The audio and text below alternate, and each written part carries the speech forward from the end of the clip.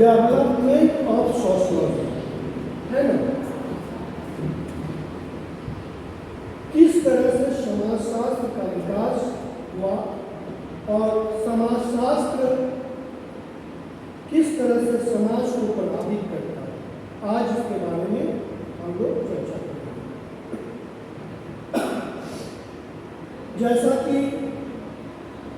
समाजशास्त्र के बारे में विद्वानों ने पहले ही बताया था कि समाजशास्त्र सोशल फिजिक्स है,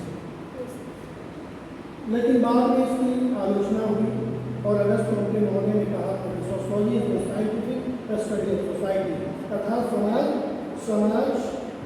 शास्त्र समाज का वैज्ञानिक ढंग से अध्ययन करता है, जिसमें हम अनुसूची का प्रयोग करते हैं, रिसर्च मेथड का प्रयोग करते हैं। आज बड़े बड़े इंस्टीट्यूट में सोशल साइंसेज का इंस्टीट्यूट खुल चुका है जहाँ हम लोग अध्ययन करते हैं। आज हम समाजशास्त्र वर्षों पहले हर विश्वविद्यालय में इसकी पढ़ाई नहीं होती थी। सर्वप्रथम इसकी पढ़ाई कहाँ हुई थी? भारत में। वैसे तो फ्रांस के जो फिलोसफर थे उन्होंने, लेकिन अगर भारत की बात करते हैं तो कहाँ हुई थी? सबसे पहले मुंबई विश्वविद्यालय में 1917 ईस्वी में कुछ सहायक विषयों के साथ समाजशास्त्र की पढ़ाई हुई। 1919 ईस्वी में कुछ विद्वानों का कहना है कि कलकत्ता विश्वविद्यालय में इसको पढ़ाई हुई थी 1917 ईस्वी में। है जो भी है, अधिकतर ऐसा कहा जाता है कि मुंबई विश्वविद्यालय में सर्वप्रथम इसकी पढ़ाई हुई थी 1917-1919 ईस्वी में। फिर धीरे धीरे कलकत्ता विश्वविद्यालय में, फिर लखनऊ विश्वविद्यालय में, और लखनऊ होते हुए मेरठ में, और आज बिहार और झारखंड में कुछ विश्वविद्यालय में धीरे धीरे समाजशास्त्र की पढ़ाई हो रही है। तो अगर हम डेवलपमेंट की बात करें समाजशास्त्र के बारे में, तो कहा जा सकता है कि आज समाजशास्त्र एक महत्वपूर्ण विषय के रूप में जाना जाता है। हालांकि कुछ लोगों का कहना है कि समाजशास्त्र बहुत इम्पोर्टेंट विषय नहीं है, जो लोग नहीं जानते हैं वही लोग कहते हैं। लेकिन अगर हम अध्ययन करें, हम अगर इसकी जानकारी प्राप्त करें, तो आज जो बड़ा सोशल रिसर्च होता है ना, वो समाजशास्त्र Mumbai Tata institute of social sciences Mumbai बहुत बड़ा सोशल होता है। दूसरी बात है कि आज जो उद्योग धंधे खुले हुए हैं, अगर कोई इंजीनियर है और अगर कोई विद्यार्थी सोशियोलॉजी से एमए है, तो वो दोनों इंटरव्यू के लिए वेलफेयर ऑफिसर के लिए पहले रिटर्न एग्जामिनेशन होता है ना, तो वो भी उसके साथ बैठता है वेलफेयर ऑफिसर के लिए। कोई दूसरा सब्जेक्ट तो नहीं बैठ सकता है, जैसे हिस्ट्री हो गया, पॉलिटिकल साइंस हो गया, इकोनॉमिक्स हो गया, है ना, मैथ्स हो गया, वो भले मैनेजमेंट करके जा सकता है। लेकिन इतना छूट है सोशियोलॉजी का कि जो एमए है वही बैठ सकता है, जो इंजीनियर है वो बैठ सकता है।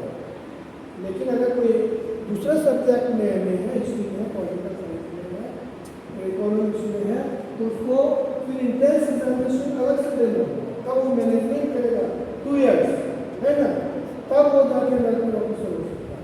लेकिन इसमें कि हम लोग डायरेक्ट बैठते हैं, कोल इंडिया लिमिटेड बहुत बड़ा है ना, उसके लिए अगर कोई एमए है सोशियोलॉजी और कोई इंजीनियर है, इंजीनियरिंग किए हुए हैं, तो एक साथ एग्जामिनेशन में बैठेगा।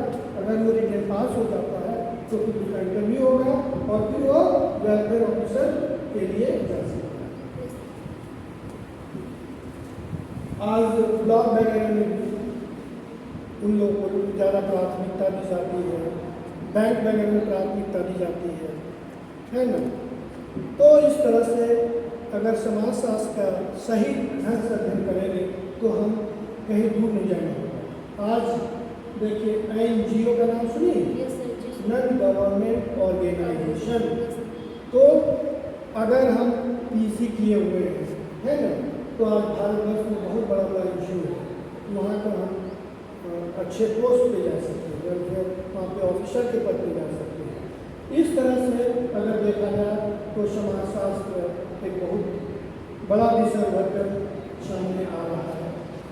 हालांकि बहुत लोग जो नहीं जानते हैं तो समाजशास्त्र समाज के बारे में जो नहीं जानते हैं, लेकिन अगर हम जैसे जैसे इसका स्कोप देखेंगे, आज देखिए सोशलॉजी से ही लोग आज सिविल सर्विसेज के लिए जा रहे हैं, कोई मेडिकल किए हुए, कोई इंजीनियरिंग किए हुए है ना, तो वो भी सोशलॉजी ऑप्शनल रख करके आप बड़ा बड़ा पोस्ट पर जा रहे हैं, है ना।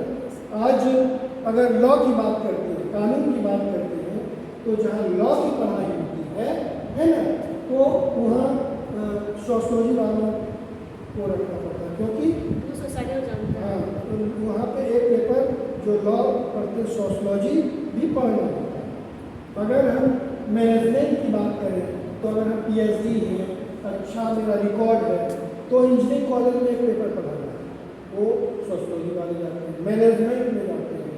तो कोई ऐसा विषय है जो कि ये कवर नहीं करना है तो ऐसे दूसरे विषय के बारे में तो क्या हो जा सकता है, इसकी बारे क्या NGO में जा सकते हैं, बढ़िया पोस्ट जा सकते हैं तो नॉर्मल में, लेकिन बढ़िया पोस्ट लेना है तो सोशलॉजी करना है। अगर लॉ में क्या हो जा सकते हैं, तो इस तरह से देखा जाए तो सोशलॉजी का इस तरह से डेवलपमेंट धीरे धीरे आगे।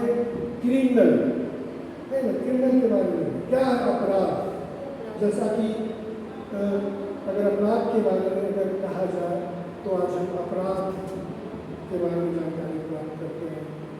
जैसा कि एक उदाहरण है कि अगर कोई व्यक्ति ताला तोड़ने वालों को रात्रि के समय उसे ले जाता है और बोलता है कि तिजोरी तोड़ो, है ना, उसे बंदूक दिखाया जा रहा है, नहीं तोड़ोगे तो तुम्हारी जान जा सकती है, वो व्यक्ति दबाव में ताला तोड़ देता है, क्या वो अपराध है?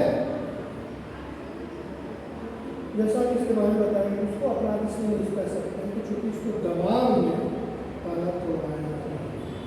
तो इस तरह से हम लोग आज व्हाइट कॉलर क्राइम के बारे में डिस्कशन करते हैं, है ना।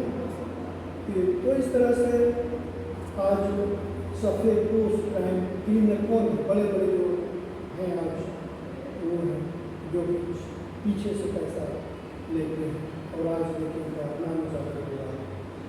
तो इस तरह से हम देखते हैं कि समाजशास्त्र का यही डेवलपमेंट है। तो इस तरह से हम लोग चर्चा करेंगे।